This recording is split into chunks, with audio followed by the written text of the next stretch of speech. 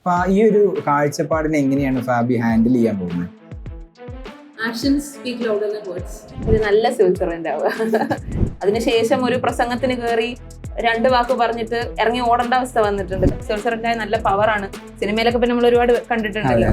അപ്പൊ ആരെന്ത് കോമ്പറ്റേറ്റീവ് എക്സാമിന് പ്രിപ്പയർ ചെയ്യുമ്പോഴും If something is hard, it does not mean it's impossible. It just means you have to put in hard work. അപ്പൊ അടുത്തൊരു attempt ഞാൻ ഉണ്ടാവുമെന്ന് സംശയം ഉണ്ടായിരുന്നു. പക്ഷെ നാട്ടുകാർ മൊത്തം പറയുമല്ലോ എന്താ മോളെ വണ്ണം വെച്ചിരിക്കുന്നത്. ഇപ്പോഴും എനിക്ക് ഇൻസ്റ്റാഗ്രാം ഇല്ല, ഇങ്ങനെ പോകുന്നു. അല്ലെങ്കിൽ ഹബ് ആൻഡ് സ്പോക്ക് എന്നൊക്കെ പറയും ആ ഡയഗ്രാം മോഡൽ. സ്കൂളിൽ മാത്സ് പഠിച്ചിട്ടില്ലേ എന്ന് ചോദിച്ചു. ഞാൻ പറഞ്ഞു പഠിച്ചിട്ടുണ്ട് സാർ. ഫോർ ഇന്റർവ്യൂ 3 C's ആണ് most important: confidence, composure and clarity of thought.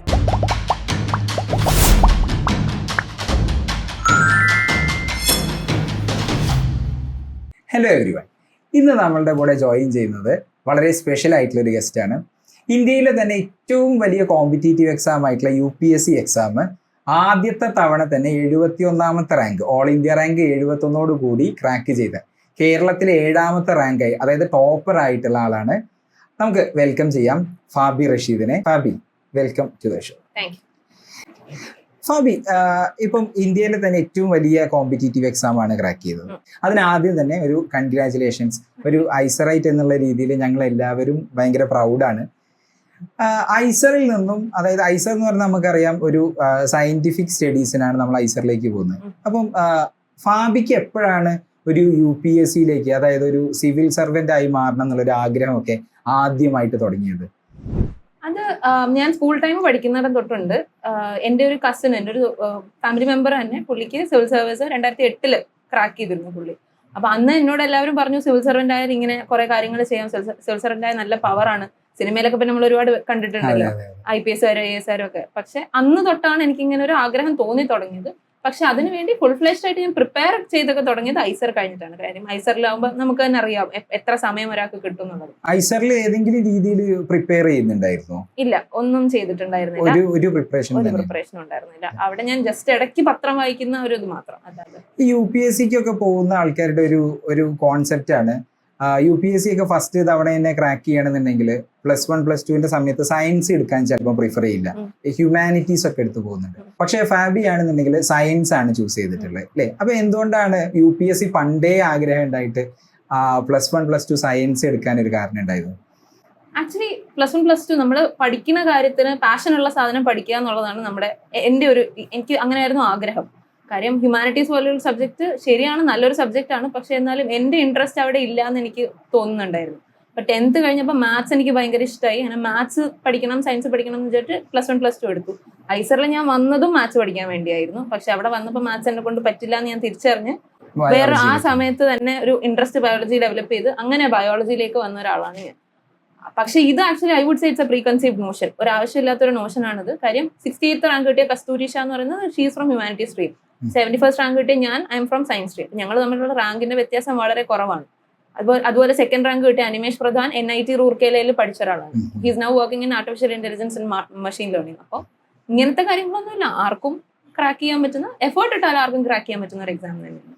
ഈ നമ്മൾ ഓരോ ജോലിയിൽ നമ്മൾ കാണുന്ന ഒരു ഇൻസ്പിറേഷണൽ ആയിട്ടുള്ള ഒരു ഫിഗർ ഉണ്ടാവും, അല്ലേ? ഫാബിക്ക് ഏതെങ്കിലും ഒരു IAS ഓഫീസറൊക്കെ ഒരു ഇൻസ്പിറേഷൻ ആയിട്ട് എപ്പോഴെങ്കിലും മനസ്സിലുണ്ടായിട്ടുണ്ടായിരുന്നു? ഉണ്ടായിട്ടുണ്ട്. കേരളത്തിൽ തന്നെ PB നൂഹ് സാറിന് എനിക്ക് ഭയങ്കര ഇൻസ്പിറേഷൻ ആയിരുന്നു. കാര്യം ആ 2018 ഫ്ലഡ്സിന്റെ സമയത്ത് he did some amazing job. അത് സ്റ്റേയിങ് വിത്ത് ദ പീപ്പിൾ, അവരുടെ ആ ഫിയേഴ്സ് ഒക്കെ മാറ്റാൻ ഒരു കളക്ടർ എന്നുള്ള നിലയിൽ സാർ കൂടെ നിൽക്കുന്നത് ഭയങ്കര ഒരു ഇൻസ്പിറേഷൻ ആയിരുന്നു. അപ്പൊ ഞാൻ പിന്നെ PB നൂഹ് സാറിന്റെ ഫാനായിട്ട് യൂട്യൂബിൽ സാറിന്റെ കുറെ വീഡിയോസ് ബിഞ്ച് വാച്ച് ചെയ്തിരുന്ന ഒരാളാണ്. പിന്നെ അതല്ലാണ്ട് നമ്മൾ പഠിക്കുന്ന സമയത്തും കുറെ പേരുടെ ഇൻസ്പിറേഷൻ ആയിട്ടുള്ള വർക്ക്സ് നമ്മൾ കാണും. ഒരാൾ ഡോക്ടർ തമ്പോളി അയാജ് എന്ന് പറഞ്ഞ വേറൊരു ഡോക്ടർ ഉണ്ട്. പുള്ളി ഇതുപോലെ ഒരു ട്രൈബൽ ഹാംലെറ്റിലായിരുന്നു. അപ്പൊ അവിടെ ഹോസ്പിറ്റൽസ് ഇല്ല എന്നുള്ളത് കൊണ്ട് തന്നെ ഹോസ്പിറ്റൽസ്, ആ മാവോയിസ്റ്റ് അഫക്റ്റഡ് ഏരിയയിൽ hospital setup it takes courage. അപ്പൊ അങ്ങനെയുള്ള ഒരാളെ പറ്റി കേട്ടിട്ടുണ്ട്. പിന്നെ ദിവ്യ ദേവരാജൻ മാം, അവര് ഷീ വാസ് അപ്പോയിന്റഡ് ഇൻ ആന്ധ്രാപ്രദേശിലെ ഗോണ്ടി ഡിസ്ട്രിക്റ്റിൽ. അപ്പൊ അവിടെ ഗോണ്ടി ഭാഷ അങ്ങനെ അധികം ആരും പഠിക്കാൻ എഫേർട്ട് ഇടുന്ന ഒരു കാര്യമല്ല. പക്ഷെ ഷീ പുട്ട് ഇൻ എഫേർട്ട്. അങ്ങനെ അവരത് പഠിച്ചത് കൊണ്ട് ഗോണ്ടി ട്രൈബ്സിന്റെ പ്രശ്നങ്ങൾ അവർക്ക് കുറച്ചുകൂടെ നന്നായി മനസ്സിലാക്കാൻ പറ്റും. ഇവരൊക്കെ ആക്ച്വലി എനിക്ക് ഇൻസ്പിറേഷണൽ ഫിഗേഴ്സ് ആണ്. അതുപോലെ ഞാൻ അറിഞ്ഞിട്ടുണ്ട് ഐസറിൽ പഠിക്കുന്ന സമയത്ത് തന്നെ ഫാബി സൈൻ ലാംഗ്വേജ് പഠിക്കാൻ ശ്രമിച്ചിട്ടുണ്ടായിരുന്നു എന്നുള്ളത് ഞാൻ അറിഞ്ഞിട്ടുണ്ടായിരുന്നു. അപ്പം അത് ശരിക്കും ഇതുപോലത്തെ ഒരു ഇൻസ്പിറേഷന്റെ ബാക്ക്ഗ്രൗണ്ടിലാണോ ചെയ്തിട്ടുണ്ടായിരുന്നത്? എന്തെങ്കിലും ഒരു സ്പാർക്ക് ആരാണ് ഇട്ട് തന്നിട്ടുണ്ടായിരുന്നത്? ആക്ച്വലി എനിക്ക് ഫ്യൂച്ചറിൽ എന്തായാലും ഒരു സിവിൽ സർവന്റ് ആവണം. അപ്പൊ ഡെഫ് ആൻഡ് മ്യൂട്ട് ആയിട്ടുള്ള ആൾക്കാരുമായിട്ട് കമ്മ്യൂണിക്കേറ്റ് ചെയ്യാൻ അവരുടെ രീതിയിൽ തന്നെ ഒരു ട്രാൻസ്ലേറ്റർ ഇല്ലാതെ കമ്മ്യൂണിക്കേറ്റ് ചെയ്യാൻ പറ്റിയാൽ നല്ലതാണ് എന്നൊരു ആഗ്രഹം പണ്ടേ ഉണ്ടായിരുന്നു. അതിന് സ്പാർക്ക് ആക്ച്വലി നമ്മുടെ ഒരു ഇഷ്യ തന്നെയാണ്. ഇഷ്യ നമ്മുടെ കൾച്ചറൽ ഫെസ്റ്റ് ആയിട്ടുള്ള ഇഷ്യയില് ഒരു തവണ നിഷ് എന്നുള്ള കുട്ടികളുടെ ഒരു ഡാൻസ് പെർഫോമൻസ് ഉണ്ടായിരുന്നു. ഓർക്കുന്നുണ്ടോ എന്ന് എനിക്കറിയില്ല. ഏകദേശം 2018 or 2022 ഇനിഷ്യല് കുട്ടികളുടെ ഒരു ഡാൻസ് പെർഫോമൻസ് ഉണ്ടായിരുന്നു. അപ്പൊ അവര് ഡെഫ് ആൻഡ് മ്യൂട്ട് ആണ്, പക്ഷെ അവർ ആ വൈബ്രേഷൻ വെച്ചിട്ടാണ് അന്ന് ഡാൻസ് കളിച്ചത്.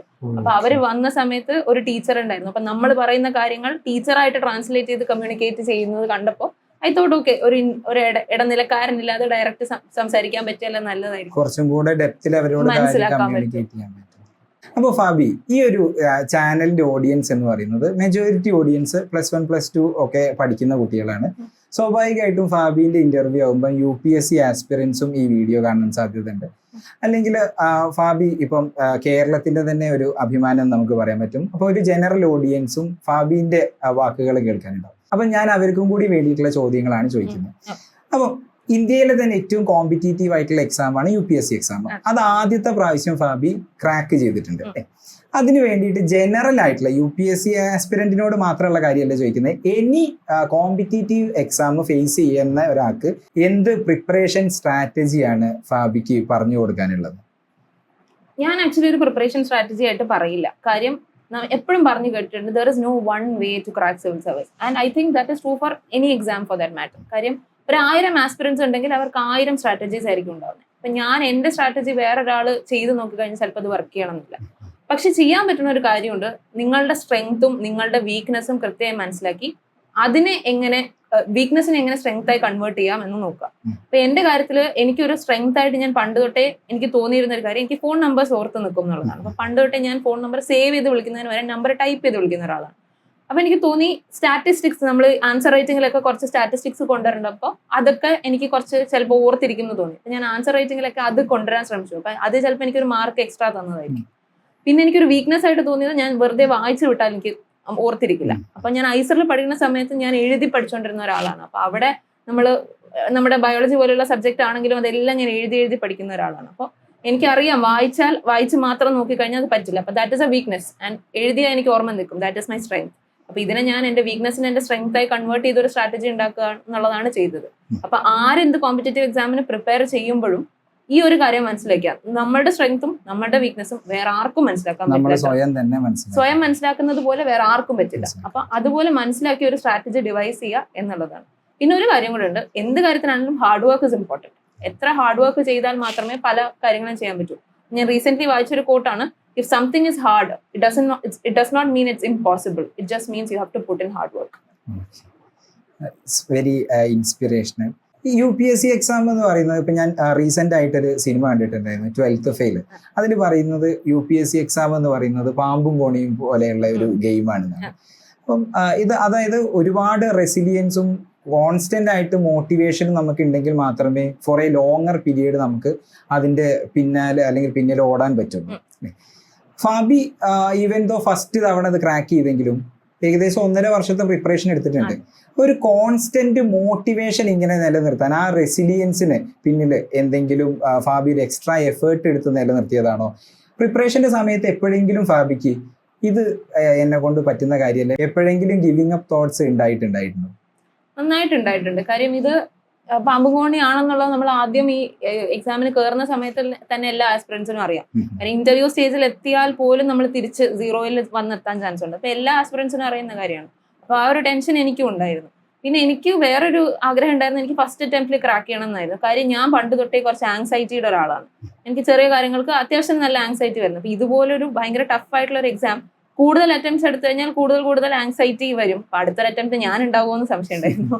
അപ്പൊ അങ്ങനെ ഒരു ഇത് വരാതിരിക്കാൻ വേണ്ടി ഫസ്റ്റ് അറ്റംപ്റ്റിൽ ക്രാക്ക് ചെയ്യണം എന്നുള്ളൊരു ആഗ്രഹം ഉണ്ടായിരുന്നു. അപ്പൊ ഒരു ദിവസം എനിക്ക് മോട്ടിവേഷൻ കുറഞ്ഞാലും ഈ ഫസ്റ്റ് അറ്റംപ്റ്റ് ഒരു അറ്റംപ്റ്റേ എനിക്കുള്ളൂ. ശരിക്കും ഒരു ജനറൽ കാൻഡിഡേറ്റിന് 6 അറ്റംപ്റ്റ് ആണുള്ളത്. എനിക്ക് 1 ഉള്ളൂ എന്ന് വിചാരിച്ച് പഠിക്കണം എന്നുള്ള ഒരു ആഗ്രഹം ഉണ്ടായിരുന്നു. അങ്ങനെയാണ് ഞാൻ ചെയ്തത്. എനിക്ക് ഇനി ഒരു അറ്റംപ്റ്റ് ഇല്ല, ഒറ്റ അറ്റംപ്റ്റിൽ തീർക്കണം, അതായിരുന്നു എന്റെ ഒരു മോട്ടിവേഷൻ. പിന്നെ എന്റെ പേരൻസ് കുറച്ച് ഏജ്ഡ് ആണ്, ഞാൻ കുറച്ച് ലേറ്റ് ആയിട്ടുണ്ടായ കുട്ടിയാണ്. അപ്പോൾ അവരുടെ ഏജ് ആവുന്നതിനനുസരിച്ചും ഞാനൊരു നിലയിൽ എത്തണം എന്ന് എനിക്കൊരു ആഗ്രഹം ഉണ്ടായിരുന്നു. അപ്പൊ അതൊക്കെയായിരുന്നു എന്റെ actual motivation. Giving up feeling ഇടയ്ക്ക് വന്നിട്ടുണ്ട്. ഞാൻ പറഞ്ഞ പോലെ ഈ ആങ്സൈറ്റി, ഇടയ്ക്ക് പാനിക് അറ്റാക്സ് എനിക്ക് വരുന്നുണ്ടായിരുന്നു. അപ്പൊ ആ സമയത്ത് ഒരു 1.5 മാസം എന്റെ പോയിട്ടുണ്ട് ഈ പ്രിപ്പറേഷന്റെ സമയത്ത്. പിന്നെ കുറെ തെറാപ്പി എടുത്തിട്ടാണ് ഞാൻ പിന്നെ തിരിച്ചു വന്നത്. ഇപ്പം ഫാബി ഫേസ് ചെയ്ത പാനിക് അറ്റാക്സിന്റെ ഒക്കെ കാര്യം പറഞ്ഞു. ഇപ്പം ഞാനും നീറ്റ് ആസ്പിറൻസുമായിട്ട് നിരന്തരം സംസാരിക്കാറുണ്ട്. അവരുമായിട്ടുള്ള റിപ്പീറ്റേഴ്സിന്റെ അടുത്തൊക്കെ ഹോസ്റ്റലിലൊക്കെ പോയി സംസാരിക്കാറുണ്ട്. അപ്പൊ അവർക്ക് typical symptoms of mental health issues അവർക്ക് എനിക്ക് കാണാൻ പറ്റും. പക്ഷെ അവർ ഒരിക്കലും റിയലൈസ് ചെയ്യുന്നില്ല അവർക്ക് മെന്റലി അവർ സിക്കാണ് എന്നുള്ളത്. അപ്പൊ ഫാബി എപ്പോഴാണ് ഇത് തിരിച്ചറിഞ്ഞത്? You are having A panic attack. എങ്ങനെയാണ് അതിന്റെ സിംറ്റംസ്? അത് കാണുകയാണെങ്കിൽ തന്നെ ഒരു ആസ്പിറന്റ്, അത് നീറ്റ് ആസ്പിറന്റ് ആയിക്കോട്ടെ, എനി എക്സാം ആസ്പിറന്റ് എങ്ങനെയാണ് അതിനെ ഫേസ് ചെയ്യേണ്ടത് സയന്റിഫിക് രീതി എന്ന് പറയുന്നത്? ആക്ച്വലി പാനിക് അറ്റാക്കിന്റെ ടിപ്പിക്കൽ സിംറ്റംസ് എന്താന്ന് പറയാൻ എനിക്കറിയില്ല. പക്ഷെ എനിക്ക് വന്ന കാര്യം ഞാൻ പറയാം. എനിക്ക് ആക്ച്വലി പാനിക് അറ്റാക്ക് ഈ പ്രിപ്പറേഷന്റെ സമയത്ത് ആദ്യം ഉണ്ടാവുന്നത് എൻ്റെ ഒരു പൊളിറ്റിയുടെ ക്ലാസ്സിലാണ്. അപ്പൊ ക്ലാസ്സിൽ സാർ പഠിപ്പിച്ചുകൊണ്ടിരിക്കുക, ഞാൻ AC-യുടെ തൊട്ട് താഴെ ഇരിക്കുന്നത്. എൻ്റെ രണ്ട് സൈഡിലും എൻ്റെ 2 ഫ്രണ്ട്സ് ഉണ്ട്. അപ്പൊ എനിക്ക് പെട്ടെന്ന് ഞാൻ എന്തോ ഭയങ്കരമായിട്ട് ടെൻഷൻ അടിക്കുന്നുണ്ടെന്ന് എനിക്കറിയാം. ഒരു ഹാർട്ട് ബീറ്റ് റേസ് ആവുന്നുണ്ട്. പിന്നെ ഞാൻ ഭയങ്കരമായിട്ട് ചൂടെടുക്കാൻ തുടങ്ങി. എനിക്ക് AC-യുടെ താഴെ ഇരുന്നിട്ട് പോലും. അപ്പൊ ഞാൻ സൈഡിൽ ഇരിക്കുന്ന ആളോട് ചോദിക്കുന്നുണ്ടോ നിനക്ക് ചൂടെടുക്കുന്നുണ്ടോ? എനിക്ക് ഭയങ്കര ചൂടെടുക്കുന്നു. അപ്പൊ അവൻ പറഞ്ഞു ഇല്ലടി പ്രശ്നമൊന്നുമില്ല.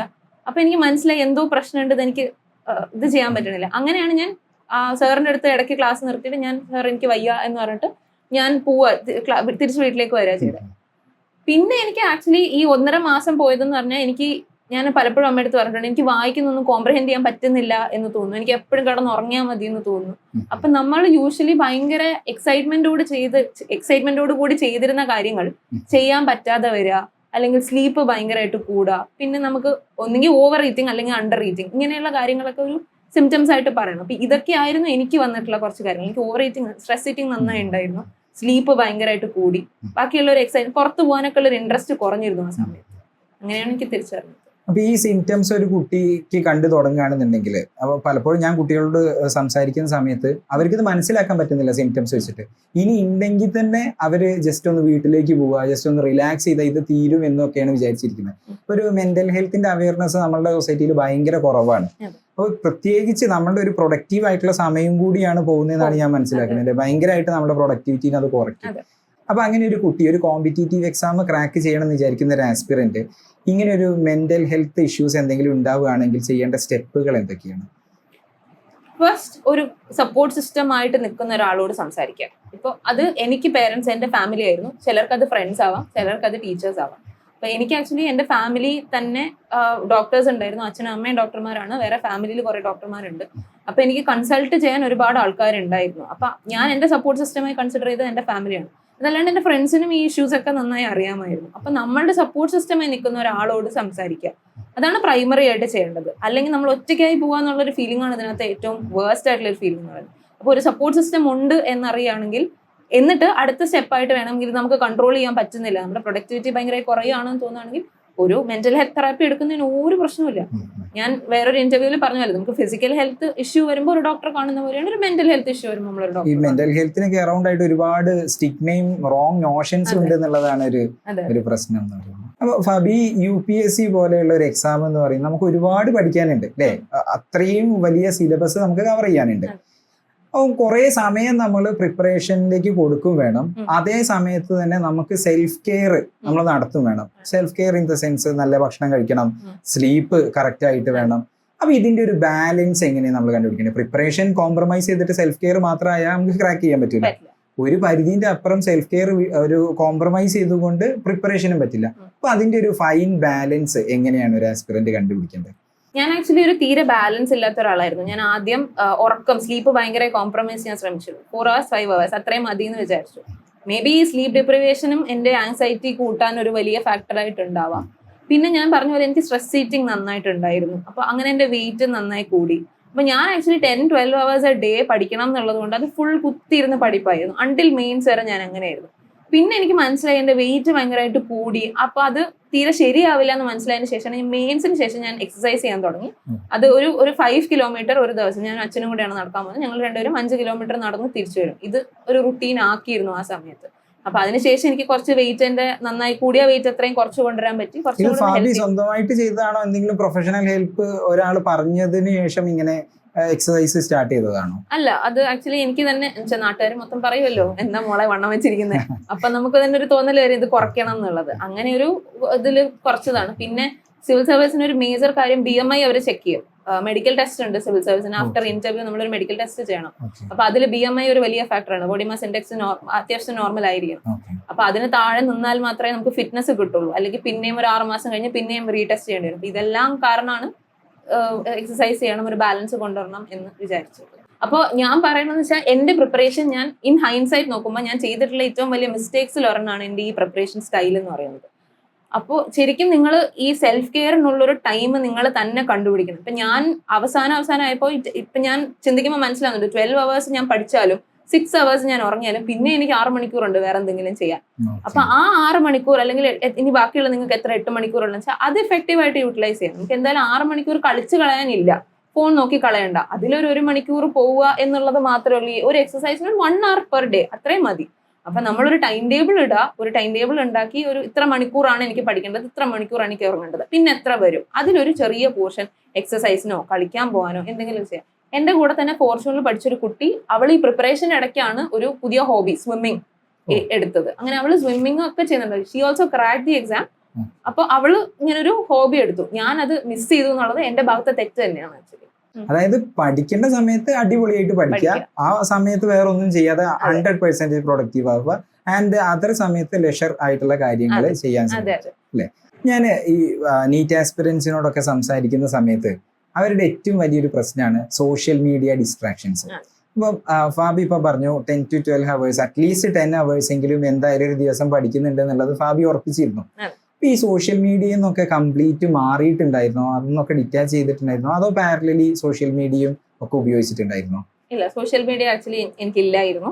വാട്സാപ്പും ടെലിഗ്രാമും മാത്രമായിരുന്നു ഉണ്ടായിരുന്നത്. ടെലിഗ്രാം ജസ്റ്റ് ഈ സിവിൽ സർവീസിന്റെ കുറച്ച് മെറ്റീരിയൽ കിട്ടാൻ വേണ്ടി മാത്രമാണ് യൂസ് ചെയ്തത്. അതെന്തെങ്കിലും ഡിസ്ട്രാക്ഷൻ ആയതുകൊണ്ട് വേണ്ടെന്ന് വെച്ചതാണോ അതോ? ഡിസ്ട്രാക്ഷൻ ആകും എന്ന് ഉറപ്പായിരുന്നു. കാര്യം നമുക്ക് എല്ലാവർക്കും ഒരു ടെൻഡൻസി ഉണ്ടാവുമല്ലോ, എന്താ ഒരു ഫോം ഉണ്ടാവുമല്ലോ. അപ്പൊ അതൊന്നും ഒഴിവാക്കണം കുറച്ച് നാളത്തേക്കെങ്കിലും എന്ന് ചിന്തിച്ചു. അപ്പം പിന്നെ ഈ ഇൻസ്റ്റാഗ്രാം എല്ലാം വിട്ട് കഴിഞ്ഞപ്പോ പിന്നെ അത് വലിയ പ്രശ്നമില്ല എന്ന് മനസ്സിലായി. ഇപ്പോഴും എനിക്ക് ഇൻസ്റ്റാഗ്രാം ഇല്ല, അങ്ങനെ പോകുന്നു. ഫാബിന്റെ ഒരു പ്രിപ്പറേഷൻ രീതി ഞാൻ അറിഞ്ഞത്, ഒരു കാര്യം പഠിക്കുന്ന സമയത്ത് അതിൽ നിന്ന് വരാൻ സാധ്യതയുള്ള എല്ലാ ചോദ്യവും ഫാബി തന്നെ ഉണ്ടാക്കുമായിരുന്നു എന്ന് ഞാൻ അറിഞ്ഞു. അത് എത്രത്തോളം ഫാബിനെ എക്സാം ക്രാക്ക് ചെയ്യുന്നതിൽ ഹെൽപ്പ് ചെയ്തിട്ടുണ്ട്, ആൻഡ് എങ്ങനെയാണ് അത് ഫാബി ചെയ്തത്? ഫാബിന്റെ ഒരു വേ ഓഫ് ഡൂയിങ് ഇറ്റ് അതെങ്ങനെയായിരുന്നു? എനിക്ക് ഒരു ടോപ്പിക്, ഇപ്പൊ നമ്മൾ പഠിക്കുന്ന ഒരു ടോപ്പിക്കില് അതിൽ ഒരു 360 ഡിഗ്രി നമ്മൾ ഒരു അനാലിസിസ് നടത്തണം. കാര്യം UPSC ഒരിക്കലും കാണാതെ പഠിക്കുന്ന ഒരാൾക്കാരെ അല്ല നോക്കുന്നത്. എപ്പോഴും അനാലിസിസ് ബേസ്ഡ് ആയിരിക്കും ക്വസ്റ്റ്യൻ. പ്രിലിംസിനാണെങ്കിലും മെയിൻസിനാണെങ്കിലും അനാലിസിസ് ബേസ്ഡ് ആയിരിക്കും ക്വസ്റ്റ്യൻ. അപ്പൊ അവർ തരുന്ന സാധനത്തിനകത്ത് ഫാക്ച്വലായിട്ട് കാണാതെ പഠിക്കുന്ന ഒരാൾക്ക് ക്രാക്ക് ചെയ്യാൻ ഭയങ്കര ബുദ്ധിമുട്ടാണ്. അപ്പൊ അതിന്റെ ഒരു 360 ഡിഗ്രി അനാലിസിസ് സ്വന്തമായി ചെയ്യുക. ഇപ്പൊ ഒരു സ്റ്റേറ്റ്മെന്റ് തന്നു കഴിഞ്ഞാൽ എന്തൊക്കെ ഡിഫറൻസ് വരാം എന്നുള്ളത് സ്വന്തം. ഇപ്പൊ ഫോർ എക്സാമ്പിൾ ഒരു റിസർവേഷൻ 33% റിസർവേഷൻ റീസെന്റ് വിമന് കൊണ്ടുവന്നു. അപ്പൊ അതിന്റെ അമെന്റ്മെന്റ് ആക്ടിന്റെ പേര് 106th അമെന്റ്മെന്റ് ആക്ട് ആണ്. അത് വേണമെങ്കിൽ 104th എന്ന് അവർക്ക് തരാം. അതുപോലെ 33% എന്നുള്ളത് 35 ആക്കാം, അല്ലെങ്കിൽ 50 കമ്പൽസറി ആണെന്ന് പറയാം. എല്ലാ സ്റ്റേറ്റ്സിലും കമ്പൽസറി ആണെന്ന് പറയാം, അല്ലെങ്കിൽ ഇപ്പൊ ഇത്ര സ്റ്റേറ്റ്സിൽ എന്നൊക്കെ ഉണ്ട്, അങ്ങനെയുള്ള രീതിയിൽ പറയാം. അപ്പൊ ഇതുപോലെ ഒരു സാധനം ഒരു സ്റ്റേറ്റ്മെന്റ് നമ്മൾ കാണുമ്പോൾ ആ ഒരു രീതിയിൽ ചിന്തിക്കാൻ തുടങ്ങിക്കഴിഞ്ഞാൽ we are putting our selves in the minds of the examiner. Examiner ചിന്തിക്കുന്ന രീതിയിൽ നമ്മൾ ചിന്തിച്ചു കഴിഞ്ഞാൽ കുറച്ചും കൂടി എളുപ്പമായിരിക്കും. ഒരിക്കലും നമുക്ക് 100% ക്വസ്റ്റ്യൻസ് കിട്ടില്ല, പക്ഷെ എന്നാലും ഒരു റഫ് ഐഡിയ കിട്ടും. അപ്പൊ ഫാബി ഒരു കാര്യം പഠിക്കുന്ന സമയത്ത് അതിൽ വരാൻ സാധ്യതയുള്ള ഈ ചോദ്യങ്ങളെല്ലാം എഴുതി വെച്ചിരിക്കുകയോ അതോ ജസ്റ്റ് ഒന്ന് ചിന്തിക്കുകയാണോ ചെയ്യുക? ചിന്തിക്കുകയുള്ളൂ. കാര്യം എഴുതി വെക്കുന്നത് കൂടുതൽ എഫക്റ്റീവ് ആണെന്ന് നമ്മൾ റിവൈസ് ചെയ്യുമ്പോഴാണ്. അപ്പൊ നമ്മൾ ഒരു സാധനം പഠിക്കുമ്പോൾ ചിലപ്പോൾ ഒരു 10 ക്വസ്റ്റൻ ഒരു സ്റ്റേറ്റ്മെന്റിൽ തന്നെ 10 ക്വസ്റ്റൻ നമുക്ക് ഉണ്ടാക്കാം. അതെല്ലാം എഴുതി വെച്ചാൽ പിന്നെ ഒരിക്കലും റിവൈസ് ചെയ്യില്ല, അത് വേസ്റ്റ് ആയി പോവുള്ളൂ, ആ സമയം കൂടെ വേസ്റ്റ് ആവുള്ളൂ. മനസ്സിൽ ചിന്തിച്ച് വെക്കുകയായിരുന്നു ചെയ്തുകൊണ്ടിരുന്നത്. ഇനി UPSC ആസ്പിറൻസ് ഒക്കെ പല ആൾക്കാരും ഫേസ് ചെയ്യുന്ന ഒരു പ്രശ്നമാണ്, നോളേജ് ലെവലൊക്കെ ചിലപ്പം പ്രിപ്പയർ ചെയ്ത് നല്ല രീതിയിൽ നോളജബിൾ ആയിട്ടുള്ള ഒരാളായിട്ടുണ്ടാവും. അപ്പോൾ നമുക്കറിയാം ഈ UPSC എക്സാം എന്ന് പറഞ്ഞാൽ ആദ്യം നമുക്കൊരു പ്രിലിംസ് ഉണ്ടാവും, അത് മൾട്ടിപ്പിൾ ചോയ്സ് ക്വസ്റ്റ്യൻ ആണ് അല്ലേ. പിന്നീട് മെയിൻസ്, അത് പക്ഷേ ഡിസ്ക്രിപ്റ്റീവ് ആയിട്ടുള്ള എക്സാം ആണ്. പിന്നീട് ഇന്റർവ്യൂ. അതിൽ ഈ ഡിസ്ക്രിപ്റ്റീവ് ആയിട്ടുള്ള എക്സാം, അതായത് മെയിൻസിന് എല്ലാവരും ഫേസ് ചെയ്യുന്ന ഒരു പ്രശ്നമാണ് കൃത്യസമയത്തിൻ്റെ അകത്ത് കൃത്യം പോയിന്റ് ആയിട്ട് എഴുതി ഫലിപ്പിക്കാനുള്ള ഒരു ബുദ്ധിമുട്ട്. അപ്പൊ ഈ റൈറ്റിംഗ് സ്കില്ലിൽ കുറച്ച് പിന്നോട്ട് നിൽക്കുന്നത്, എന്നാൽ അത്യാവശ്യം നല്ല നോളജ് ഉള്ള ഒരു ആസ്പിറന്റിന് എന്ത് അഡ്വൈസ് ആണ് ഫാബിക്ക് കൊടുക്കാനുള്ളത്? അത് ആക്ച്വലി നമ്മൾ എഴുതി ശീലിച്ചാൽ മാത്രമേ മെയിൻസിന് വർക്ക് ചെയ്യുള്ളൂ. കാര്യം എത്ര നോളജ് ഉണ്ടെങ്കിലും അത് നമ്മൾ പേപ്പറിൽ പ്രസന്റ് ചെയ്യണം. ഒരു 10 മാർക്ക് ക്വസ്റ്റൻ ആണെങ്കിൽ നമുക്കൊരു 7 minutes ആണ് ആ ക്വസ്റ്റ്യന് കിട്ടുക. ക്വസ്റ്റ്യൻ വായിക്കണം, ക്വസ്റ്റ്യൻ മനസ്സിലാക്കണം, മനസ്സിൽ അത് സ്ട്രക്ചർ ചെയ്യണം, എന്നിട്ട് എഴുതണം. ഇത്രയും കാര്യങ്ങൾ 7 minutes നടക്കണം. അപ്പൊ അത് കോൺസ്റ്റന്റ്ലി എഴുതി പ്രാക്ടീസ് ഉള്ള ഒരാൾക്ക് മാത്രമേ അത് ചെയ്യാൻ പറ്റുള്ളൂ. അപ്പോൾ ഒരുപാട് പേര് ഇത് പിന്നെ എഴുതാം എന്ന് പറഞ്ഞ് മാറ്റി വെക്കുന്നുണ്ട്. അവർ ആക്ച്വലി മെയിൻസിന് സ്ട്രഗിൾ ചെയ്യും പേപ്പർ കംപ്ലീറ്റ് ചെയ്യാൻ. അപ്പൊ ഇത് ആക്ച്വലി ഒരു 250 മാർക്സിന്റെ ഒരു പേപ്പറിൽ നമ്മൾ 50 പേജസ് എഴുതണം. റഫ്ലി 50 പേജസ് ആണ് എഴുതി തീർക്കേണ്ടത് ഇൻ 3 hours. അപ്പൊ അതൊരു വലിയ ടാസ്ക് ആണ്. അത് നമ്മൾ പ്രാക്ടീസ് ചെയ്താൽ മാത്രമേ അത് ഒരു രക്ഷയുള്ളൂ എന്നാണ്. ഇപ്പൊ എനിക്കാണെങ്കിൽ ഞാൻ ആക്ച്വലി എഴുതി പഠിക്കുന്ന ഒരാളായതുകൊണ്ട് ആ ഫ്രണ്ടിൽ എനിക്ക് വലിയ പ്രശ്നം ഉണ്ടായിരുന്നില്ല. കുറച്ച് സ്പീഡിന്റെ ഇഷ്യൂ വന്നില്ല, കാര്യം എനിക്ക് കൈ സ്പീഡിൽ മൂവ് ചെയ്യുമായിരുന്നു. ചിലർക്ക് അത് എഴുതി പഠിക്കാത്തതുകൊണ്ട് ആ പ്രശ്നമുണ്ട്. അപ്പൊ അങ്ങനെ ചെയ്ത് നോക്കിയാൽ മതി, പിന്നെ എഴുതിയാലേ അത് റെഡി ആവുള്ളൂ. ഫാബിന്റെ റൈറ്റിംഗിൽ ഡയഗ്രാംസിന് വലിയ റോൾ ഉണ്ടായിട്ടുണ്ടായിരുന്നു അല്ലേ? അപ്പൊ ഈ ഡയഗ്രാംസ് ഇൻകോർപ്പറേറ്റ് ചെയ്യുമ്പോൾ ആൻസർ ചെയ്യാൻ പെട്ടെന്ന് ഫാസ്റ്റ് ആയി മാറും, കുറച്ചും കൂടി സമയം ലാഭിക്കാൻ കഴിയുമോ ഉത്തരത്തിന് വേണ്ടിയിട്ടുള്ള? കാര്യം നമ്മളൊരു 10 മാർക്ക് ക്വസ്റ്റ്യൻ, അത് പറയുന്നതിന് ഒരു റീസൺ എന്ന് പറഞ്ഞാൽ 10 മാർക്ക് ക്വസ്റ്റ്യന് 2 പേജസ് ആണ്, 2 പുറമാണ് നമ്മൾ എഴുതേണ്ടത്. അപ്പോൾ അതിൽ നമ്മളൊരു ഡയഗ്രാം കൊണ്ടുവന്നാൽ കുറച്ച് സ്പേസ് പോകും. നമ്മൾക്ക് കൊണ്ടുവരാൻ പറ്റുന്ന മാക്സിമം പോയിന്റ്സ് ആ ഒരു ഡയഗ്രത്തിൽ കൊണ്ടുവന്ന ഒരു ഫ്ലോ ചാർട്ട് പോലെയോ അല്ലെങ്കിൽ ഹബ് ആൻഡ് സ്പോക്ക് എന്നൊക്കെ പറയും ആ ഡയഗ്രാം മോഡലിന്. അപ്പൊ അതുപോലെയുള്ള സാധനം കൊണ്ടുവന്നാൽ കുറച്ച് സ്പേസ് പോകും. അപ്പൊ ബാക്കി അത്രയും സ്പേസ് നമ്മൾ ഫില്ല് ചെയ്താൽ മതി. അങ്ങനെ കുറച്ച് സമയം നമുക്ക് ലാഭിക്കാൻ പറ്റും. പിന്നെ മിക്ക ആൻസറിനും കുറെ ആൻസേഴ്സിന് ഞാൻ കൊണ്ടുവന്നിട്ടുള്ള സാധനം ഇന്ത്യ മാപ്പ് കൊണ്ടുവരാന്നുള്ളതാണ്. അപ്പൊ ഇന്ത്യ മാപ്പ് വേൾഡ് മാപ്പ് നമ്മൾ ആക്ച്വലി വരയ്ക്കാൻ ഞാൻ പഠിച്ചിട്ടുണ്ടായിരുന്നു. റഫായിട്ട്, കാര്യമായിട്ടല്ല, റഫായിട്ട് ഇന്ത്യ മാപ്പിന് ഒരു ഔട്ട്ലൈൻ വരയ്ക്കാം. എന്നിട്ട് അങ്ങനെയൊക്കെ നമ്മൾ ചെയ്യുമ്പോൾ നമ്മുടെ കണ്ടന്റ്, നമ്മുടെ എന്താ പറയുക, നമ്മൾ തള്ളുകയല്ല എന്നുള്ളൊരു ഇത് വരും. പിന്നെ ഒരു വാല്യൂ അഡീഷൻ ആണ് അത് ആക്ച്വലി. പിന്നെ സ്പേസും കുറച്ച് നമ്മൾ യൂട്ടിലൈസ് ചെയ്യുമല്ലോ. അപ്പൊ ബാക്കി സ്പേസ് എഴുതിയാൽ മതി. അങ്ങനെ കുറച്ച് സമയം സ്വാഭാവികമായിട്ടും അപ്പം കുറച്ചും കൂടി ടൈം ലാഭിക്കാൻ പറ്റും, കുറച്ച് ലാഭിക്കാം. അതെ. ഫാബിയുടെ ഐസറിലുള്ള മേജർ സബ്ജക്ട് എന്ന് പറയുന്നത് ബയോളജിയാണ്, പക്ഷേ ഓപ്ഷണൽ സബ്ജക്ട് ഫാബി എടുത്തത് സോഷ്യോളജിയാണ്. അപ്പൊ എന്തായിരുന്നു ബയോളജിയിൽ നിന്നും കുറെ ഭയങ്കര വ്യത്യസ്തമായിട്ടുള്ള ഒരു സബ്ജക്റ്റ് ആണല്ലോ സോഷ്യോളജി. എന്തായിരുന്നു സോഷ്യോളജിയിലേക്ക് അല്ലെങ്കിൽ സോഷ്യോളജി ചൂസ് ചെയ്യാനുള്ള ഒരു കാരണം? ആൻഡ് ഈ ബയോളജിന്റെ ബാക്ക്ഗ്രൗണ്ട് ഏതെങ്കിലും രീതിയിൽ സോഷ്യോളജി എടുക്കുന്നതിനെ കോംപ്ലിമെന്റ് ചെയ്തിട്ടുണ്ടോ? ആക്ച്വലി ബയോളജി ആണ് ഞാൻ സയൻസ് ഒരു ഇൻസ്റ്റിറ്റ്യൂട്ടിൽ നിന്ന് പാസ് ഔട്ട് ആയെന്ന് പറഞ്ഞപ്പോൾ തന്നെ ഒരുപാട് പേര് എന്നോട് സയൻസ് ബേസ്ഡ് ഒരു ഓപ്ഷനിൽ എടുക്കുമെന്ന് സജസ്റ്റ് ചെയ്തിരുന്നു. അങ്ങനെ ആദ്യം എന്നോട് പറഞ്ഞൊരു ഓപ്ഷനാണ് ആന്ത്രോപോളജി. അങ്ങനെ ഞാൻ ആന്ത്രോപോളജിക്ക് ആക്ച്വലി പോയി ജോയിൻ ചെയ്തു, ഒരു ക്ലാസ്സിൽ ഇരിക്കുകയും ചെയ്തു. പക്ഷെ അപ്പൊ എനിക്ക് മനസ്സിലായി ഇതെനിക്ക് ഇഷ്ടപ്പെടുന്നില്ല, എൻ്റെ my heart is not there എന്ന് എനിക്ക് മനസ്സിലായി. അപ്പൊ പിന്നെ ഞാൻ കുറച്ച് സിലബസ് ഒന്നും കൂടെ എടുത്ത് വായിച്ചു നോക്കി. നമുക്ക് ഓപ്ഷനിലെ ഓരോ സബ്ജക്റ്റിന്റെ സിലബസ് കിട്ടും. അപ്പൊ ഐസറിൽ ആക്ച്വലി ബയോളജി പഠിക്കുന്നവർക്ക് വേണമെങ്കിൽ സുവോളജി ഓർ ബോട്ടണി എടുക്കാം. പക്ഷെ അവിടെയും നമ്മൾ കോർ സുവോളജിയും കോർ ബോട്ടണിയും പഠിക്കുന്നില്ല, നമ്മുടെ റിസർച്ച് ഓറിയന്റഡ് അല്ലേ. അപ്പൊ നമുക്ക് അവിടെ ചിലപ്പോൾ ഈ MSc സുവോളജി ഒക്കെ പഠിച്ചവർ അവരെ അപേക്ഷിച്ച് നോക്കുമ്പോൾ ഒരു ഡിസഡ്വാൻറ്റേജ് ഉണ്ടാവും. അപ്പൊ എന്തായാലും zoology botany was out of the question. പിന്നുള്ളത് ആന്ത്രോപോളജി, അതെനിക്ക് ഇഷ്ടമല്ല. അപ്പൊ ഞാൻ വിചാരിച്ചു എങ്കിൽ പുതിയൊരു സബ്ജക്ട് നോക്കാം. സോഷ്യോളജി ആക്ച്വലി ഒരു ഇന്റർ ഡിസിപ്ലിനറി കോഴ്സ് ആയിട്ട് നമുക്ക് ഐസറിൽ തന്നെ പ്രൊവൈഡ് ചെയ്തിരുന്നു. അന്നാണ് എൻ്റെ ഒരു ബേസ് വരുന്നത്. പിന്നെ അത് കഴിഞ്ഞ് നോക്കിയപ്പോൾ ട്രിവാൻഡ്രത്ത് ഞാൻ പഠിച്ച സ്ഥലത്ത് തന്നെ അതിന് നല്ല കോച്ചിങ് ഉണ്ട്. അത് ആക്ച്വലി സക്സസ് റേറ്റ് കുറച്ച് ഉള്ള ഒരു ഓപ്ഷനിലാണ്. ഒരുപാട് ആസ്പിറൻസ് ചൂസ് ചെയ്യുന്നതാണ്. മെറ്റീരിയൽസ് ഒക്കെ ഈസിലി അവൈലബിൾ ആണ്. അപ്പൊ അങ്ങനെയാണ് ഞാൻ ആ ഒരു ഓപ്ഷണൽ സോഷ്യോളജിയിലേക്ക് എത്തിയത്. ഞാൻ സോഷ്യോളജി ആക്ച്വലി നല്ല സ്കോറിംഗ് സബ്ജക്റ്റ് ആണ്. എനിക്ക് തോന്നുന്നു എൻ്റെ ഒരു റാങ്ക് ബൂസ്റ്റ് ചെയ്തത് എൻ്റെ സോഷ്യോളജിയുടെ ഒരു മാർക്ക് തന്നെയാണ്. അപ്പൊ അങ്ങനെയാണ് ഞാൻ സോഷ്യോളജിയിലേക്ക് എത്തിയത്. പിന്നെ ബയോളജിയുടെ ബാക്ക്ഗ്രൗണ്ട് സോഷ്യോളജിനെ കോംപ്ലിമെന്റ് ചെയ്തോ എന്ന് ചോദിച്ചു കഴിഞ്ഞാൽ നമുക്ക് അറിയാം, നമ്മൾ ഐസർ പോലെയുള്ള ഒരു സ്ഥാപനത്തിൽ പഠിക്കുമ്പോൾ നമ്മൾ റോട്ട് ലേണിംഗ് അല്ല, നമ്മൾ കുറച്ചുകൂടെ ക്രിട്ടിക്കൽ തിങ്കിങ്, അനാലിസിസ് ബേസ്ഡ് ആണ് നമ്മൾ കാര്യങ്ങൾ ചെയ്യും. സോഷ്യോളജി പഠിക്കുമ്പോഴും നമ്മൾ കാണാതെ പഠിക്കാൻ ശ്രമിക്കില്ല, അതിന്റെ അനാലിസിസ് നമ്മൾ ചിന്തിക്കും. എനിക്ക് തോന്നുന്നു സയൻസ് ബേസ്ഡ് എന്ത് സബ്ജക്ട് പഠിച്ച ഒരാൾക്കും ഈ ക്രിട്ടിക്കൽ തിങ്കിങ്ങിനുള്ള ഒരു ഫ്ലെയർ കുറച്ച് കൂടുതലായിരിക്കും. അത് ചിലപ്പോൾ എന്നെ ഹെൽപ്പ് ചെയ്തിട്ടുണ്ടാകും. പക്ഷെ ബയോളജി പോലെ ഒരു സയൻസ് സബ്ജക്ട് പഠിക്കുന്നതിന് മേജർ അഡ്വാൻറ്റേജ് എനിക്ക് വന്നിട്ടുള്ളത് ഉറപ്പായിട്ടും പ്രിലിംസിൽ തന്നെയാണ്. കാര്യം പ്രിലിംസിൽ ഏറ്റവും കൂടുതൽ ക്വസ്റ്റ്യൻസ് വരുന്ന എൻവയോൺമെന്റ് ആൻഡ് ബയോഡൈവേഴ്സിറ്റി ആ ടോപ്പിക്കിൽ നിന്നാണ്. അപ്പൊ എൻവയോൺമെന്റ് നമുക്ക് ആക്ച്വലി കുറച്ച് എളുപ്പമായിരുന്നു. എൻവയോൺമെന്റ് പോലെയുള്ള ഒരു സബ്ജക്ട്, സയൻസ് പോലെയുള്ള സബ്ജക്ട്. അങ്ങനെ എനിക്ക് തോന്നുന്നു അതുകൊണ്ട് എനിക്ക് ഫോറസ്റ്റ് സർവീസിന്റെ പ്രിലിംസിന്റെ കട്ട് ഓഫും ക്രാക്ക് ചെയ്യാൻ പറ്റി. അപ്പൊ അതെനിക്ക് ബയോളജിയുടെ ഗുണം കൊണ്ടാണെന്ന് തോന്നുന്നു. അപ്പോൾ ഒരു ഓപ്ഷനിൽ ഒരാൾ ചൂസ് ചെയ്യുമ്പം അയാൾക്ക് അവൈലബിൾ ആയിട്ടുള്ള ഒരു കോച്ചിങ് അവൈലബിൾ ആവണം, നല്ല മെറ്റീരിയൽസ് അവൈലബിൾ ആവണം, ആൻഡ് നല്ലൊരു പിയർ ഗ്രൂപ്പും കൂടെ ഒരു കമ്മ്യൂണിറ്റിയും കൂടെ ഉണ്ടാവണം. അപ്പൊ ഇതൊക്കെയാണ് ഒരു നല്ലൊരു ഓപ്ഷനിൽ ചൂസ് ചെയ്യാനുള്ള ഫാക്ടേഴ്സ് എന്ന്. പിന്നെ യുവർ ഇൻട്രസ്റ്റ് ഓൾസോ, അതും ഭയങ്കര ഇമ്പോർട്ടന്റ്. ഫാബി അപ്പം മേജർ ചെയ്തിട്ടുണ്ടായിരുന്നത് ബയോളജിയിലാണ് അല്ലേ? അപ്പം ഫാബിയുടെ ഡാഫില് എന്തായാലും ഈ ഐസറിലുള്ള ബയോളജിയിലെ സബ്ജക്ട് എന്തായാലും മെൻഷൻ ചെയ്തിട്ടുണ്ട്. ഇന്റർവ്യൂവില് ഐസറിനെ കുറിച്ചും അതേപോലെ ഐസറിൽ ഉണ്ടായിരുന്ന മേജർ പ്രോജക്റ്റിനെ ഒക്കെ കുറിച്ചൊക്കെ ചോദ്യം ഉണ്ടായിരുന്നു. മേജർ പ്രോജക്റ്റിനെ കുറിച്ച് അവർ ആക്ച്വലി ക്വസ്റ്റ്യൻസ് ഒന്നും ചോദിച്ചിട്ടില്ല. പക്ഷെ ഐസർ ബേസ്ഡ് ക്വസ്റ്റ്യൻസ് എനിക്ക് വന്നിരുന്നു. ഒരു മെമ്പർ എന്നോട് ഐസേഴ്സ് ഇവിടെ നമ്മുടെ ഐസർ എപ്പോഴാണ് എസ്റ്റാബ്ലിഷ് ചെയ്തത് എന്നുള്ളൊരു ക്വസ്റ്റ്യൻ ഉണ്ടായിരുന്നു. പിന്നെ എത്ര ഐസേഴ്സ് ഇന്ത്യയിൽ ഉണ്ട് എന്നുള്ളൊരു ക്വസ്റ്റ്യൻ ഉണ്ടായിരുന്നു. പിന്നെ ഐസറിൽ നമ്മുടെ ഐസർ TVS എത്ര പേറ്റൻസ് കിട്ടിയിട്ടുണ്ട് എന്നുള്ളൊരു ക്വസ്റ്റ്യൻ ഉണ്ടായിരുന്നു. അതിനൊക്കെ ഉത്തരം പറഞ്ഞിട്ടുണ്ടായിരുന്നു ഈ പേറ്റൻസിന്റെ ഒക്കെ ചോദ്യത്തിന്. പേറ്റൻസ് എനിക്ക് കൃത്യമായിട്ട് എണ്ണം അറിയില്ലായിരുന്നു. ഞാൻ പറഞ്ഞു റിലേറ്റീവ്ലി ഒരു ന്യൂ ഇൻസ്റ്റിറ്റ്യൂട്ട് ആണ്, അപ്പൊ അങ്ങനെ ആ ഒരു രീതിയിൽ പേറ്റൻസ് കിട്ടിയതിനെ പറ്റി എനിക്ക് അറിയില്ല എന്ന് പറഞ്ഞു.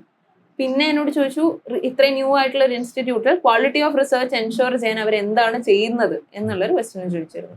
ഇത്രയാണ് ആക്ച്വലി എനിക്ക് ഐസറിനെ പറ്റിയുള്ള വന്നിട്ടുള്ള ക്വസ്റ്റ്യൻസ്. അപ്പൊ ഇപ്പൊ എനിക്കുണ്ടായ ഒരു സംശയമാണ്, നമുക്ക് ഈ ചോദിക്കുന്ന ചോദ്യത്തില് എല്ലാത്തിനും ഉത്തരം പറയണമെന്നും അല്ലെങ്കിൽ അറിയണമെന്നും ഒരു നിർബന്ധമില്ല. കാര്യം എന്നോട് തന്നെ ആദ്യം ചെല്ലുന്ന സമയത്ത് തന്നെ ചെയർമാൻ എന്നോട് ചോദിച്ചത് question you are from science background, do you follow artificial intelligence എന്നുള്ളതായിരുന്നു. അപ്പം സ്വാഭാവികമായി യെസ് എന്നേ പറയാൻ പറ്റൂ, കാര്യം ഇത്രയും കത്തി നിൽക്കുന്ന ടോപ്പിക്കാണ്. അങ്ങനെ ആർട്ടിഫിഷ്യൽ ഇന്റലിജൻസ് ബേസ് കുറച്ച് ക്വസ്റ്റ്യൻസ് ചോദിച്ചു. അപ്പൊ എന്നോട് ഐൻസ്റ്റീൻ്റെ IQ, ChatGPTയുടെ IQ അങ്ങനത്തെ കുറച്ച് ക്വസ്റ്റ്യൻസ് ചോദിച്ചു. പിന്നെ ഒരു AI ബേസ്ഡ് കമ്പനി പറഞ്ഞിട്ട് ആ കമ്പനി എന്താണ്, അതെന്താണ് ചെയ്യുന്നത്, എനിക്ക് ഐ ഡോണ്ട് നോ പറയാൻ മാത്രമേ നിവർത്തി ഉണ്ടായിരുന്നുള്ളൂ. പിന്നെ അടുത്ത മെമ്പർ ഡിഫൻസ് ബഡ്ജറ്റ്, ഇന്ത്യയുടെ defence budget as A percentage of India's GDP എത്രയാണ് എന്നുള്ള ചോദ്യം ചോദിച്ചിരുന്നു. അപ്പൊ അതിലെയും ഒരു റഫ് എസ്റ്റിമേറ്റ് മാത്രമേ എനിക്ക് അറിയാവുള്ളൂ, അത് പറഞ്ഞു. അപ്പൊ എന്നോട് ചോദിച്ചു 10th സ്കൂളിൽ മാത്സ് പഠിച്ചിട്ടില്ലേ എന്ന് ചോദിച്ചു. ഞാൻ പറഞ്ഞു പഠിച്ചിട്ടുണ്ട് സാർ. അങ്ങനെയാണെങ്കിൽ ഇന്ത്യ ഈ ഒരു എക്സ്പെൻഡിച്ചർ അറിയാവുന്നതും ഇന്ത്യയുടെ GDPയും വെച്ച് അപ്പൊ ഒന്ന് കാൽക്കുലേറ്റ് ചെയ്ത് പറയൂ എന്ന് പറഞ്ഞു. അപ്പൊ ആ ഒരു പ്രഷറിനിടയ്ക്ക് നമുക്ക് പറയാൻ പറ്റില്ല. അപ്പൊ ഞാൻ ഇപ്പൊ എനിക്ക് ഓർമ്മ വരുന്നില്ല സർ എന്ന് പറയേണ്ടി വന്നു. അപ്പൊ ഈ ഐ ഡോണ്ട് നോ പറയുന്നതിലൊന്നും ഒരു പ്രശ്നമില്ല, പക്ഷെ കോൺഫിഡന്റ് ആയിട്ട് ഐ ഡോണ്ട് നോ പറയണം. ആക്ച്വലി ഈ ഇന്റർവ്യൂവിന് പോകുമ്പോൾ നമുക്ക് ഒരിക്കലും ഫീൽ ചെയ്യാൻ പാടില്ല അയ്യോ ഇതെനിക്ക് അറിയണമായിരുന്നു എന്നുള്ള ഒരു കാര്യം ഒരിക്കലും ഫീൽ ചെയ്യരുത്. കാര്യം അപ്പൊ നമുക്ക് നെക്സ്റ്റ് ക്വസ്റ്റ്യൻ വരുമ്പോൾ നമ്മൾ ഭയങ്കര മഫിൾഡ് ആയി പോകും നമ്മുടെ വോയിസ്. അത് അവർക്ക് കൃത്യമായി പിക്ക് ചെയ്യാനും പറ്റും. എന്നോട് എന്റെ സാറ് പറഞ്ഞിട്ടുള്ളത് ഫോർ ഇന്റർവ്യൂ 3 C's ആണ് most important: confidence, composure and clarity of thought. അപ്പൊ നമുക്കൊരു ഐ ഡോണ്ട് നോ പറയുമ്പോൾ നമ്മൾ ടെൻഷൻ ആയി പോവുകയാണെങ്കിൽ ആ കമ്പോഷർ പോയി, കോൺഫിഡൻസും പോയി, അപ്പൊ തന്നെ മാർക്ക് പോകും. പക്ഷെ കോൺഫിഡൻസോട് കൂടി ഐ ഡോണ്ട് നോ പറഞ്ഞാൽ അതൊരു പ്രശ്നമല്ല ആക്ച്വലി. ഇപ്പൊ നമ്മളുടെ ഈ വീഡിയോ കാണുന്ന UPSC ആസ്പിറൻസ് ഉണ്ടാവും, അതായത് ഡിഗ്രിക്കൊക്കെ പഠിക്കുന്ന ഇനി ഇതിലേക്ക് കടക്കാൻ പോകുന്ന ആസ്പിറൻസ് ഉണ്ടാവും. ചിലപ്പോൾ 2 തവണയൊക്കെ ഈ UPSC മെയിൻസ് ഒക്കെ ക്ലിയർ ചെയ്ത് ചിലപ്പം ഇന്റർവ്യൂ ഒക്കെ എത്തിയിട്ട് പിന്നോട്ട് പോയ ആൾക്കാർ, നമ്മൾ നേരത്തെ പറഞ്ഞ പാമ്പും കോണിയിലും പെട്ടുപോയ ആൾക്കാരുണ്ടാവും. ഈ 2 വിഭാഗം ആളുകളോടും ഫാബിക്ക് ഇത് ക്രാക്ക് ചെയ്ത ഒരു ഇൻഡിവിജ്വൽ എന്നുള്ള രീതിയിൽ എന്ത് അഡ്വൈസ് ആണ് കൊടുക്കാനുള്ളത്? ആക്ച്വലി അത് ഡോണ്ട് ലൂസ് യുവർ ഹാർട്ട്, അത്രയേ ഉള്ളൂ. ഇതൊരു ആക്ച്വലി ഒരു ഗെയിം തന്നെയാണ്. ഞാൻ പറഞ്ഞ പോലെ ഇതൊരു ഗെയിമാണ്. അപ്പൊ നമ്മൾ ആക്ച്വലി ഒരു തവണ ട്രൈ ചെയ്തു കിട്ടിയില്ല, 2 തവണ ട്രൈ ചെയ്തു കിട്ടിയില്ല. അപ്പോഴും നമ്മൾ if we lose our heart പിന്നെ അത് ബുദ്ധിമുട്ടാണ് തിരിച്ചു വരാൻ. ഇപ്പോൾ അവിടെ ഞാൻ പഠിച്ച ഫോർച്യൂണിലുള്ള ഡയറക്ടർ തന്നെ എപ്പോഴും പറയുന്നത് നിങ്ങൾ വീഴും, നിങ്ങൾ ഒരുപാട് വട്ടം വീഴും, പക്ഷെ എണീക്കുക എന്നുള്ളതാണ് അതിലെ കാര്യം. അപ്പൊ ഇപ്പോ ഓൾറെഡി ഇന്റർവ്യൂ വരെ എത്തി കിട്ടാത്തവരോടാണ് ഇത് പറയുന്നത്. നിങ്ങൾ വീഴും, പക്ഷെ നിങ്ങൾ സ്ട്രോങ് ആയി എണീക്കുക, അതാണ് ചെയ്യേണ്ടത്. ഇനി ഡിഗ്രി സ്റ്റേജിൽ ഇനി പഠിക്കാൻ പോകുന്നവരോട് I have to say that it is a very challenging road ahead. It's not going to be easy. അതൊരു കേക്ക് വാക്ക് അല്ല. പക്ഷെ if you put in effort അത് പറ്റും, ഉറപ്പായിട്ടും പറ്റും. അതാണ് എനിക്ക് പറയുന്നത്. ഫാബി പല ഇന്റർവ്യൂലായിട്ട് മെൻഷൻ ചെയ്തിട്ടുണ്ടായിരുന്നു, ഫാബിന്റെ ഈ എക്സാമിന്റെ സമയത്ത് ഭയങ്കരമായിട്ടുള്ള ഒരു സപ്പോർട്ടാണ് ഫാമിലിന്റെ അടുത്ത് നിന്ന് ഉണ്ടായിട്ടുണ്ടായിരുന്നത്. അപ്പോൾ തീർച്ചയായിട്ടും ഇത് പല പാരൻസും കേൾക്കണമെന്ന് ഞാൻ ആഗ്രഹിച്ചുകൊണ്ടാണ് ഈ ഒരു ചോദ്യം ചോദിക്കുന്നത്. ഏത് രീതിയിലുള്ള സപ്പോർട്ടായിരുന്നു ഫാബിക്ക് കിട്ടിയിട്ടുണ്ടായിരുന്നത്? ആൻഡ് ഏതെങ്കിലും ഒരു എക്സാമിന് വേണ്ടി പ്രിപ്പയർ ചെയ്യുന്ന കുട്ടികളുടെ പാരൻസ് എങ്ങനെയാണ് ആ കുട്ടികളെ സപ്പോർട്ട് ചെയ്യേണ്ടത്? എനിക്ക് ആക്ച്വലി പ്രൈമറി സപ്പോർട്ട് ഇമോഷണലി ആയിരുന്നു എനിക്ക് കിട്ടിയിട്ടുള്ളത്. കാര്യം ഞാൻ പറഞ്ഞ പോലെ എനിക്ക് കുറച്ച് ആൻസൈറ്റി ഒക്കെ ഉണ്ടായിരുന്നു. അപ്പൊ ഇവരെന്റെ കൂടെ നിന്നു എന്നുള്ളത് തന്നെയാണ് എൻ്റെ ഏറ്റവും വലിയ സ്ട്രെങ്ത്. അപ്പൊ ഞാൻ പലപ്പോഴും ചിന്തിച്ചിട്ടുണ്ട് ഇനി ഇന്റർവ്യൂ കഴിഞ്ഞ് കിട്ടിയില്ലെങ്കിൽ എന്ത് ചെയ്യും. അപ്പൊ അമ്മ അച്ഛനും ചോദിക്കുന്നത് ഞങ്ങളല്ലേ നിനക്ക് ഏറ്റവും കൂടുതൽ ബോധ്യപ്പെടുത്തേണ്ടത്, നിന്നെ കഴിഞ്ഞാൽ ഞങ്ങളല്ലേ ബോധ്യപ്പെടുത്തേണ്ടത്, ഞങ്ങൾക്ക് അതിനകത്ത് യാതൊരു വിഷമവും ഇല്ല നിനക്ക് കിട്ടിയില്ലെങ്കിൽ. അപ്പൊ അത് തരുന്നൊരു കോൺഫിഡൻസ് ഉണ്ട്, അത് വേറെയാണ്. പിന്നെ അതല്ലാണ്ട് അക്കാഡമിക്കലി പോലും എൻ്റെ പേരൻസ് മാത്രമല്ല എൻ്റെ ഫാമിലി മൊത്തം എന്നെ സപ്പോർട്ട് ചെയ്തിട്ടുണ്ട്. കാര്യം എൻ്റെ essay പ്രിപ്പറേഷനിൽ എനിക്ക് കോട്ട്സ് അയച്ചു തന്നിട്ടുണ്ട് എൻ്റെ കസിനാണ്. ഇപ്പം ന്യൂവാൽസിൽ പഠിക്കുന്ന എൻ്റെ കസിനാണ്. അവളാണ് എനിക്ക് ഓരോ ദിവസം ഓരോ കോട്ട് വീതം അയച്ചു തന്നുകൊണ്ടിരുന്നത്. പിന്നെ എൻ്റെ US-ലുള്ള ഒരു കസിൻ ഉണ്ട്, പുള്ളിക്കാരത്തെയാണ് എനിക്ക് കുറെ കോഡ്സ് ഉണ്ടാക്കാൻ, നമ്മൾ ഈ കുറെ കാര്യങ്ങൾ പഠിക്കാൻ ചെറിയ ചെറിയ കോഡ് ഉണ്ടാക്കുമല്ലോ, അതൊക്കെ എനിക്ക് ആ കസിനാണ് ഹെൽപ്പ് ചെയ്ത് തന്നത്. അതല്ലാണ്ട് കഥകൾ പറഞ്ഞു തന്നിട്ടുള്ള ഒരു അങ്കിൾ ഉണ്ട്. അപ്പൊ ഇതുപോലെ എൻ്റെ ഫാമിലി മുഴുവൻ ആക്ച്വലി ഇതൊരു എന്താ പറയാ ഒരു ഒരു ഒരു എല്ലാവരുടെയും ഒരു ടാസ്ക് ആയിട്ട് എടുത്തിട്ടാണ് ആക്ച്വലി. അതെ അതെ അതെ അതെ. അപ്പൊ അങ്ങനെ ഒരു സപ്പോർട്ട് തന്നിട്ട് തന്നെയാണ് എനിക്കിപ്പോ ഇത് കിട്ടിയത്. പിന്നെ ഇനി പേരൻസിനോട് പറയാനുള്ളത് ഇത് തന്നെയാണ്. കാര്യം ഒരു കുട്ടി ഒരു എക്സാം എഴുതുമ്പോൾ അത് എന്താ പറയാ അതൊരു ഇമോഷണൽ റോളർ കോസ്റ്റർ തന്നെ ആയിരിക്കും. ഏത് എക്സാം ആണെങ്കിലും, നീറ്റ് ആയാലും JEE ആയാലും UPSC സിവിൽ സർവീസ് ആയാലും. അപ്പൊ ഇമോഷണലി അവരെ എത്രമാത്രം സപ്പോർട്ട് ചെയ്യാമോ അത്രമാത്രം സപ്പോർട്ട് ചെയ്യുക. അവരുടെ കഴിവുകളെ പ്രോത്സാഹിപ്പിക്കുക. കുറച്ച് മാർക്ക് പറഞ്ഞാൽ കുറ്റം പറയാതിരിക്കുക. കാര്യം പേരൻസ് കുറ്റം പറയുന്നതായിരിക്കും നമുക്ക് ഏറ്റവും കൂടുതൽ വിഷമം ഉണ്ടാക്കുക. അപ്പൊ അങ്ങനത്തെ കാര്യങ്ങളൊന്നും ചെയ്യാതിരിക്കുക എന്നുള്ളത് തന്നെയാണ്. ഇനി ഫാബിന്റെ ഈ ഒരു പ്രിപ്പറേഷൻ ജേണിയിൽ ഭയങ്കര സ്ട്രെനേഴ്സ് ആയിട്ടുള്ള ഒരു ജേണി തന്നെയായിരുന്നു അല്ലേ? ആ ഒരു ജേണിയിൽ ഫാബിയിൽ തന്നെ ഡിസ്കവർ ചെയ്ത കാര്യങ്ങൾ എന്താണ്? ഫാബിന്റെ കേപ്പബിലിറ്റീസ് എന്തൊക്കെയാണ് ഈ ഒരു സമയത്ത് ഫാബി ഡിസ്കവർ ചെയ്തിട്ടുള്ളത്? ആക്ച്വലി ഞാനായിട്ട് ഡിസ്കവർ ചെയ്തതല്ല, പക്ഷെ പലരും എന്നോട്, എന്റെ മെന്റർ നിതിൻ സാർ എന്നോട് പറഞ്ഞിട്ടുണ്ട്, എന്താണ്, you are more confident than you give yourself credit for. കുറച്ചും കൂടെ കോൺഫിഡന്റ് ആണ് നീ എന്ന് പലപ്പോഴും എന്നോട് പറഞ്ഞിട്ടുണ്ട്. വെറുതെ ഇങ്ങനെ പേടിക്കേണ്ട കാര്യമില്ല, യു ക്യാൻ ഡു ഇറ്റ് എന്നുള്ള ഒരു കാര്യം എന്നോട് പറഞ്ഞിട്ടുണ്ട്. പിന്നെ അതുപോലെ എൻ്റെ ഒരു ഫ്രണ്ട് ഉണ്ട് ഗായത്രി, അവളും എന്നോട് പറഞ്ഞിട്ടുണ്ട്, you are doing much better than you are giving yourself credit for. അപ്പൊ അതൊക്കെ ഇവരായിട്ട് പറഞ്ഞു തന്ന കാര്യങ്ങളാണ്. കാര്യം നമുക്കൊരു കോൺഫിഡൻസ് കുറവ് എന്തായാലും ഈ എക്സാമിനുണ്ടാവും. അപ്പൊ വേറെ ആരെങ്കിലും പറയുന്നതാണ് നമുക്കത് റിയലൈസ് ചെയ്യുന്നത്. അപ്പൊ ചിലപ്പോ പ്രോബബ്ലി ഞാൻ ഇന്റർവ്യൂവിന് പോയപ്പോഴും എനിക്ക് ഒട്ടും സമയമില്ലാതെ ഒരാഴ്ചത്തെ ഗ്യാപ്പിലാണ് എനിക്ക് ഇന്റർവ്യൂ വന്നത്. റിസൾട്ട് കഴിഞ്ഞിട്ട് ഒരാഴ്ച എനിക്ക് ഇന്റർവ്യൂവിന് ഗ്യാപ്പ് ഉണ്ടായിരുന്നുള്ളൂ. എന്നിട്ട് പോലും എനിക്ക് കോൺഫിഡന്റ് ആയിട്ട് അവിടെ പോകാൻ പറ്റിയിട്ടുണ്ടെങ്കിൽ ചിലപ്പോ ഞാൻ അറിയുന്നതിനെക്കാളും ചിലപ്പോൾ ഞാൻ കോൺഫിഡന്റ് ആയിരിക്കും. ഫാബിന്റെ ഏജ് എന്ന് പറയുന്നത് ഇപ്പൊ ഒരു 24 അല്ലെ? ഇനി ഒരു 2 വർഷത്തെ ട്രെയിനിങ്ങും കൂടെ കഴിഞ്ഞാൽ ഒരു IAS കാരിയൊക്കെ ആയി വരാന് ഇനി അപ്പൊ ഒരു 26 വയസ്സുണ്ടാവും. വളരെ യങ് ആയിട്ടുള്ള ബ്രൈറ്റ് ആയിട്ടുള്ള ഒരു ഫാബി റഷീദ് IASന് എന്ത് മാറ്റങ്ങളാണ് ഈ സമൂഹത്തിൽ കൊണ്ടുവരണം എന്ന് ആഗ്രഹിക്കുന്നത്? ഒരു കാര്യം ഞാൻ ആദ്യം പറഞ്ഞതുപോലെ തന്നെ ഡെഫ് ആൻഡ് മ്യൂട്ട് ആയിട്ടുള്ള കമ്മ്യൂണിറ്റി, അതായത് ബേസിക്കലി ഡിസേബിൾഡ് ആയിട്ടുള്ള കമ്മ്യൂണിറ്റിക്ക് എന്തെങ്കിലും ചെയ്യാൻ പറ്റുമെങ്കിൽ അത് ചെയ്യണം എന്നൊരു ആഗ്രഹമുണ്ട് എനിക്ക്. അപ്പോൾ അത് ഒന്നാമത്തെ കാര്യം ഞാനായിട്ട് തന്നെ പ്രിപ്പയർ ചെയ്യണം എന്നുള്ളതാണ്. എനിക്ക് ഒരു സൈൻ ലാംഗ്വേജ് ക്ലാസ്സിന് ജോയിൻ ചെയ്യണം. അപ്പം ഞാൻ അന്വേഷിച്ചിട്ടുണ്ട്. അതിന് എനിക്ക് ഈ ഒരു 2 or 3 months ആ ഒരു ക്ലാസ്സിന് ജോയിൻ ചെയ്യണം എന്ന് എനിക്കൊരു ആഗ്രഹമുണ്ട്. അതാണ് ആദ്യമായിട്ട് ചെയ്യാൻ ഉദ്ദേശിക്കുന്നത്. രണ്ടാമത്തെ കാര്യം, ഈ പല സ്ഥലങ്ങളിലുള്ള പ്രശ്നങ്ങൾ ആദ്യം നമ്മൾ പഠിക്കുക എന്നുള്ളതാണല്ലോ. ഓരോ സ്ഥലത്തെയും ഇഷ്യൂസ് ഡിഫറെന്റ് ആയിരിക്കും. അപ്പൊ അതിനനുസരിച്ച് പ്രവർത്തിക്കുക എന്നുള്ളതാണ്. അപ്പൊ ഞാൻ പണ്ട് കൊച്ചിൽ എഴുതി വെച്ചിട്ടുള്ള കുറച്ച് ആഗ്രഹങ്ങളുണ്ട്. അതിൽ ഒരെണ്ണമായിരുന്നു ഞാൻ പറഞ്ഞിട്ടുള്ള വൃദ്ധസദനങ്ങളും അനാഥാലയങ്ങളും ഒരുമിച്ച് ഒരേ സ്ഥലത്ത് സെറ്റപ്പ് ചെയ്താൽ ആ ഒരു റിഡൻഡൻസി കുറയും എന്നുള്ളത്. പിന്നെ വേറെ ഒരെണ്ണം എനിക്ക് ഓർമ്മയുള്ളത്, ഈ ആക്സിഡന്റ് ഒക്കെ പറ്റി ആൾക്കാർ റോഡിൽ കിടന്ന് മരിക്കുന്ന അവസ്ഥ ഉണ്ടാവുമല്ലോ. അപ്പൊ അതിന് അവസരം കൊടുക്കാതെ ഇങ്ങനെയുള്ള ആൾക്കാരെ സപ്പോർട്ട് ചെയ്യാൻ മുമ്പോട്ട് വരുന്ന ആൾക്കാർക്ക് ഡിസ്ട്രിക്ട് അഡ്മിനിസ്ട്രേഷൻ ആയിട്ട് തന്നെ ഒരു ഹീറോ ഓഫ് ദ സിറ്റി അല്ലെങ്കിൽ hero of the region award പോലെയുള്ള എന്തെങ്കിലും സാധനം കൊടുത്താൽ അത് വേറെ നല്ലൊരു അംഗീകാരം മാത്രം കൊടുത്താൽ അത് കൂടുതൽ ആൾക്കാരെ ചിലപ്പോൾ ഇതിലേക്ക് മുമ്പോട്ട് വരാൻ പ്രചോദനമാകാൻ ചാൻസ് ഉണ്ട്. അപ്പൊ അങ്ങനെ ഒരു ചെറിയ ആഗ്രഹമൊക്കെ എഴുതി വെച്ചിട്ടുണ്ട്. ഇതൊക്കെ വളരെ കൊച്ചിലെ എഴുതിയതാണ്, ഇനി കൂടുതൽ ചിന്തിക്കണം. ഒരു സ്ത്രീ ഒരു സമൂഹത്തിന്റെ ലീഡറായി വരുന്ന സമയത്ത് നമ്മളുടെ നാട്ടുകാർക്ക്, അതായത് നമ്മളുടെ കമ്മ്യൂണിറ്റിയിലുള്ള ആൾക്കാർക്ക് അത് അംഗീകരിക്കാൻ കുറച്ച് ബുദ്ധിമുട്ടുള്ളതായിട്ട് തോന്നുന്നുണ്ടോ? ഉണ്ട്, ഉറപ്പായിട്ടും ഉണ്ട്. കാര്യം നമ്മള് ആദ്യം എന്താ പറയുക, ഇങ്ങനെ ഒരു ജേർണിയിലേക്ക് ഇറങ്ങുമ്പോൾ തന്നെ ചോദിക്കുന്നത് 10-24 വയസ്സായില്ലേ കല്യാണം കഴിച്ചുകൂടെ എന്നുള്ള ചോദ്യം പേരൻസിന്റെ ഭാഗത്തും എന്റെ ഫാമിലിയുടെ ഭാഗത്തുനിന്നും ഉണ്ടായിട്ടില്ലെങ്കിലും പല നാട്ടുകാരുടെ ഭാഗത്തുനിന്നും ഉണ്ടായിട്ടുണ്ട്. അങ്ങനെ ഒരു പ്രശ്നമുണ്ട്. പിന്നെ വേറെ പലരും ഇപ്പൊ പ്രശ്നം കണ്ടുപിടിക്കുന്ന വെച്ചാൽ ഇത്രയും വലിയൊരു ജോലി കിട്ടി, ഇനി കല്യാണം കഴിക്കാൻ ആരെ കണ്ടുപിടിക്കും എന്നുള്ളൊരു ചോദ്യമുണ്ട്. അതെ, അപ്പൊ അതുപോലെയുള്ള പ്രശ്നങ്ങൾ മെൻ ഫേസ് ചെയ്യുന്നുണ്ടോ എന്ന് എനിക്ക് അറിയില്ല. കാര്യം മെന്നിനൊരു ഹയർ റാങ്ക് കിട്ടിക്കഴിഞ്ഞാൽ കല്യാണം കഴിക്കാനുള്ള ആൾക്കാരെ കിട്ടാൻ എളുപ്പമാണെന്ന് സമൂഹം ചിന്തിക്കുന്നുണ്ട്. പിന്നെ പല സിനിമയിലുള്ള മിസോഗൈനിസ്റ്റിക് റിമാർക്സ് നമ്മളിവിടെ ഓർക്കണം. നീ വെറും പെണ്ണാണ്, നീ നിന്റെ സ്ഥാനത്ത് നിൽക്കണം എന്നുള്ള സാധനം അതിപ്പോഴും റൗണ്ട് അടിക്കുന്നുണ്ട് സൊസൈറ്റിയിൽ. ശരിയായിരുന്നു, ഒരുപാട് മാറ്റം വന്നിട്ടുണ്ട്, പക്ഷെ ഇപ്പോഴും അതൊക്കെ ഉണ്ട്. അങ്ങനെയുള്ള ഒരു കാഴ്ചപ്പാടിനെ ഫാബി എങ്ങനെയാണ് ഒരു പ്രൊഫഷണൽ ലൈഫിൽ ഫേസ് ചെയ്യാൻ പോകുന്നത്? അതായത് നമ്മുടെ സമൂഹത്തിൽ ഒരു പുരുഷൻ ക്യാപ്റ്റൻ ആയിട്ട് വരുന്ന സമയത്ത് അനുസരിക്കാൻ ആൾക്കാർക്കും ഒരു ബുദ്ധിമുട്ടും കാണിക്കാറില്ല. സ്ത്രീ ആവുമ്പോൾ കുറച്ച് മടിയുള്ള ഒരു സൊസൈറ്റിയാണെന്ന് എനിക്ക് തോന്നിയിട്ടുണ്ട്. അപ്പം ഈ ഒരു കൾച്ചറിലാണ് ഇനി ഫാബി വർക്ക് ചെയ്യാൻ പോകുന്നത് അല്ലേ? അപ്പൊ ഈ ഒരു കാഴ്ചപ്പാടിനെ എങ്ങനെയാണ് ഫാബി ഹാൻഡിൽ ചെയ്യാൻ പോകുന്നത്? Actions speak louder than words. ആക്ഷനിലൂടെ കാണിച്ചു കൊടുക്കുക that women are as capable or even more capable than what men are able to do.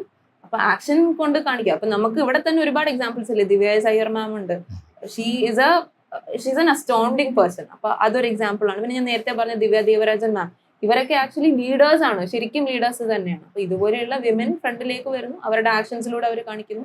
എനിക്കും എന്തെങ്കിലും എന്റെ ആക്ഷൻസിലൂടെ ഇത് കാണിച്ചു കൊടുക്കാൻ പറ്റിയാൽ അത് വലിയ കാര്യം. ഇപ്പൊ ഇതുവരെ ഫാബിനോട് ആൾക്കാർ ചോദിച്ചിട്ടുണ്ടാവും എന്താണ് ഗോൾസ് ആംബിഷൻസ് എന്നൊക്കെ. അപ്പം ഇതുവരെ ഫാബി പറഞ്ഞിട്ടുണ്ടായിരിക്കുക ഒരു സിവിൽ സർവന്റ് ആവണം എന്നുള്ളതായിരിക്കും. ഇനി പുതിയൊരു ഘട്ടത്തിലാണല്ലേ, അതായത് ഇപ്പോൾ ഓൾറെഡി അച്ചീവ് ചെയ്തു, ഇനി നെക്സ്റ്റ് ഗോൾസ് ആൻഡ് ആംബിഷൻസ് എന്താണെന്ന് ചോദിച്ചാൽ എന്തൊക്കെയാണ് ഫാബിയുടെ ഗോൾസ് ആൻഡ് ആംബിഷൻസ്? ഒരു നല്ല സിവിൽ സർവന്റ് ആവുക. ആദ്യം ആക്ച്വലി നമ്മൾ ഇത് പ്രിപ്പയർ ചെയ്യുന്ന സമയത്ത് നമുക്ക് കേരളത്തിലുള്ള ഒരു സിവിൽ സർവന്റ് ആവണം എന്നായിരിക്കും, അല്ലെങ്കിൽ ഹോം കെയറിലുള്ള കിട്ടണം എന്നായിരിക്കും എല്ലാവർക്കും ആഗ്രഹം. ഇപ്പൊ അതിൽ നിന്ന് മാറി ഞാൻ ചിന്തിക്കാൻ തുടങ്ങി. കാര്യം എവിടെ കിട്ടിയാലും നന്നായി പ്രവർത്തിക്കുക എന്നുള്ളത് തന്നെയാണ് ഇപ്പോഴത്തെ എൻ്റെ ആഗ്രഹം. അപ്പോ പലരും പറഞ്ഞു ഇത് ചെറിയ ഏജ് ആയതുകൊണ്ട് ഏറ്റവും ഹയസ്റ്റ് പോസ്റ്റ് വരെ എത്താൻ ചാൻസ് ഉണ്ട്. പക്ഷെ അതൊക്കെ വിദൂരമായ കാര്യങ്ങളാണ്. അതിനെക്കുറിച്ച് ഞാനിപ്പോ ചിന്തിക്കുന്നില്ല. 1 day at a time ഒരു നല്ല സിവിൽ സർവന്റ് ആവുക. പിന്നെ എനിക്ക് ഇപ്രാവശ്യം കുറെ പേനകളൊക്കെ ഗിഫ്റ്റ് കിട്ടി. അപ്പൊ തന്നവരൊക്കെ എന്നോട് പറയുന്ന ഒരു കാര്യം എന്ന് പറയുന്നത് നാട്ടുകാർക്ക് ഉപകാരമുള്ള ഒരു ഓർഡറിലെങ്കിലും ഈ പേന വെച്ച് ഒപ്പിടണം എന്നുള്ളതാണ്. അത് ചെയ്യാൻ പറ്റണം എന്നാണ് എൻ്റെ ആഗ്രഹം. ഫാബി പ്രിപ്പയർ ചെയ്യുന്ന സമയത്ത് ഐസറിലുള്ള ബാക്ക്ഗ്രൗണ്ട്, ഐസറിലെ ഫോർമൽ എഡ്യൂക്കേഷൻ ഏതെങ്കിലും രീതിയിൽ ഇൻഫ്ലുവൻസ് ചെയ്തിട്ടുണ്ടോ? എന്തെങ്കിലും പ്രിപ്പറേഷൻ ഈസി ആക്കിയിട്ടുണ്ടോ ഐസറിലുള്ള എഡ്യൂക്കേഷൻ? ഞാൻ നേരത്തെ പറഞ്ഞ പോലെ എന്റെ ബയോളജിക്കൽ സയൻസസ് ബാക്ക്ഗ്രൗണ്ട് എന്നെ എൻവയോൺമെന്റിന് ഭയങ്കരമായി എൻവയോൺമെന്റ് ഇക്കോളജി പോലെയുള്ള സബ്ജക്റ്റുകൾക്ക് ഭയങ്കരമായി ഹെൽപ്പ് ചെയ്തിരുന്നു. അപ്പൊ അതുകൊണ്ടാണ് എനിക്ക് ഫോറസ്റ്റ് സർവീസിന്റെ കട്ട് ഓഫ്, പ്രിലിംസിന്റെ കട്ട് ഓഫ് എന്ന് പറയുന്നത് സിവിൽ സർവീസിന്റെ കട്ട് ഓഫിനെക്കാട്ടിലും ഇപ്രാവശ്യം 18 മാർക്കോളം കൂടുതലായിരുന്നു. അപ്പൊ ആ കട്ട് ഓഫ് എനിക്ക് ക്ലിയർ ചെയ്യാൻ പറ്റിയത് ആക്ച്വലി ഇതിന്റെ ബയോളജിയുടെ ബാക്ക്ഗ്രൗണ്ട് തന്നെയാണ്. പിന്നെ വേറൊരു കാര്യം പറയുന്നത്, നമുക്ക് ഐസറിലെ ഫോർമൽ എഡ്യൂക്കേഷൻ എന്നുള്ളതിന് ഉപരി എനിക്ക് ഐസറിലുള്ള ഒരു എക്സ്ട്രാ കരിക്കുലർ, ഞാൻ അവിടെ കുറച്ച് ഇവന്റ്സ് ഒക്കെ ആങ്കർ ചെയ്തിരുന്ന ഒരാളാണ്. അപ്പോൾ ആ ഒരു ക്രൗഡിനെ ഫേസ് ചെയ്യാനുള്ള ഒരു ടെൻഷൻ, അല്ലെങ്കിൽ ഒരു സംസാരിക്കാനുള്ള ടെൻഷൻ, ഇംഗ്ലീഷ് പോലെയുള്ള ഒരു ലാംഗ്വേജ് യൂസ് ചെയ്യാൻ എനിക്കൊരു ഫ്ലുവൻസി തന്നത് ആക്ച്വലി ഐസറിലെ കാര്യം, ഐസറിലുള്ള ഒരു എന്താ പറയാ ആ ഒരു എക്സ്പോഷർ തന്നെയാണ്. അപ്പോൾ ആക്ച്വലി സ്കൂളിൽ പഠിക്കുന്ന സമയത്ത് ഞാൻ 6ാം ക്ലാസ് വരെയാണ് ഈ എക്സ്ട്രാ കരിക്കുലറിൽ ശരിക്കും പാർട്ടിസിപ്പേറ്റ് ചെയ്തിരുന്നത്. അതിനുശേഷം ഒരു പ്രസംഗത്തിന് കയറി 2 വാക്ക് പറഞ്ഞിട്ട് ഇറങ്ങി ഓടേണ്ട അവസ്ഥ വന്നിട്ടുണ്ട്. കാര്യം എനിക്ക് ആൾക്കാരെ ഫേസ് ചെയ്തിട്ടുള്ള ആ ടെൻഷൻ പറ്റാത്തതുകൊണ്ട്. പിന്നെ ഈ ഐസറിലെ ഫസ്റ്റ് ഇയറിൽ ജോയിൻ ചെയ്തതിന് ശേഷമാണ് ഓക്കെ ഒന്ന് ചെയ്തു നോക്കാം എന്ന് പറഞ്ഞിട്ട് ഞാൻ ചെയ്തു തുടങ്ങിയതാണ് ഈ ആങ്കറിങ്. അപ്പൊ ആക്ച്വലി അത് തന്നെയാണ് എന്നെ ഇങ്ങനെ ഒരു നല്ല രീതിയിൽ ഒന്ന് സംസാരിക്കാൻ പറ്റിയതും, ഇംഗ്ലീഷ് പോലുള്ള ഒരു ലാംഗ്വേജ് അത്യാവശ്യത്തിന് നല്ല രീതിയിൽ ആ ഇന്റർവ്യൂവിൽ പോയി പറയാനും പറ്റിയത് ഐസറിലുള്ള ആ ഒരു എക്സ്പോഷർ തന്നെയാണ്. അപ്പൊ ഈ ഐസറിനുള്ള ഈ ഒരു എക്സ്പീരിയൻസ് ഇനി മുന്നോട്ടുള്ള ഒരു IAS ഓഫീസർ ആയിട്ടുള്ള ഒരു പ്രൊഫഷണൽ ലൈഫിനെ എങ്ങനെയെങ്കിലും ലിവറേജ് ചെയ്യാൻ സാധിക്കും എന്ന് തോന്നുന്നുണ്ടോ? ഒരു കാര്യം എന്ന് പറയുന്നത് ഐസറിൽ നമ്മൾ ഡെവലപ്പ് ചെയ്ത അനലിറ്റിക്കൽ തിങ്കിങ് തന്നെയാണ്. കാര്യം നമ്മൾ ഒരു പ്രശ്നം കാണുമ്പോൾ അതിന്റെ പല 360 ഡിഗ്രിയിൽ നമ്മൾ ചിന്തിക്കാൻ തുടങ്ങും. അത് ഐസർ പോലെയുള്ള ഒരു സയൻസ് സ്ഥാപനത്തിലെ ക്രിട്ടിക്കൽ തിങ്കിങ് ആസ്പെക്ട് കൊണ്ട് തന്നെയായിരിക്കും. മറ്റുള്ളവർക്കും പറ്റും, പക്ഷെ എനിക്ക് തോന്നുന്നു ചിലപ്പോൾ സയൻസ് ബാക്ക്ഗ്രൗണ്ട് ഉള്ളവർക്ക് അതൊരു എഡ്ജ് ആയിരിക്കും. അപ്പൊ ഇനിയിപ്പോ എനിക്ക് ഒരു പ്രശ്നം എന്റെ മുമ്പിൽ വരുമ്പോൾ ഞാനും അത് ആ ഒരു ക്രിട്ടിക്കൽ തിങ്കിങ് രീതിയിൽ ചിന്തിക്കുമെന്ന് തോന്നുന്നു. പിന്നെ അതല്ലാണ്ട് ഇപ്പൊ എല്ലാ ഗവേണൻസ് പോലും ഡേറ്റ ബാക്ക്ഡ് ആണല്ലോ. ഒരു ഡേറ്റ എന്നുള്ള രീതിയിൽ നമുക്ക് ഡേറ്റയിൽ കിട്ടുന്ന, നമ്മൾ ഡേറ്റയിൽ ചെയ്തിട്ടുള്ള കുറെ കാര്യങ്ങളൊക്കെ മേ ബി അത് ഡേറ്റ ബേസ്ഡ് ഗവേണൻസിനും ചിലപ്പോൾ എന്നെ ഹെൽപ്പ് ചെയ്തേക്കാം. പിന്നെ ഫാബിനോട് അവസാനമായിട്ട് എനിക്ക് ചോദിക്കാനുള്ള ചോദ്യം, ഫാബിക്ക് ഈ പ്രിപ്പറേഷന്റെ സമയത്ത് ഉണ്ടായിരുന്ന ഒരു ഹോബി ആയിരുന്നു ഇങ്ങനെ കോഡ്സ്. എപ്പോഴും ഞാൻ അറിഞ്ഞിട്ടുണ്ട് ഫാബി ഉത്തരം എഴുതുന്ന സമയത്ത് കുറെ കൊട്ടേഷൻസ്, കോഡ്സ് ഒക്കെ ഇൻക്ലൂഡ് ചെയ്യുന്നു. അപ്പം ഈ ഇന്റർവ്യൂ കാണുന്ന എനി കോമ്പറ്റീറ്റീവ് എക്സാം എഴുതാൻ പോകുന്ന ആസ്പിറൻസ് ആയിക്കോട്ടെ, അവരെ മോട്ടിവേറ്റ് ചെയ്യാൻ പറ്റുന്ന ഫാബിക്ക് ഇപ്പം മനസ്സിൽ ഓർമ്മ വരുന്ന ഒരു ഫേവറേറ്റ് കോട്ട് എന്ന് പറയാൻ പറ്റും? എക്സാം എഴുതുന്നവരോട് എനിക്കിനി പറയാനുള്ള ഒരു കോട്ട് ഞാൻ റീസെന്റ് സ്ട്രൈക്ക് ചെയ്ത ഒരു കോട്ടാണ്. If you want something you have never had, you have to do something that you have never done. അപ്പോൾ ഫാബി, ഈ ഒരു ടോക്ക് എന്ന് പറയുന്നത് ഭയങ്കര ഇൻസ്പയറിംഗ് ആയിരുന്നു. Thank you for coming to our show. നമുക്കും നമ്മളുടെ നാടിനും ഒക്കെ അഭിമാനിക്കാൻ പറ്റിയ ഒരു IAS ഓഫീസറായിട്ട് മാറട്ടെ എന്ന് ആത്മാർത്ഥമായി ആശംസിക്കുന്നു. And all the very best. Thanks for your valuable time.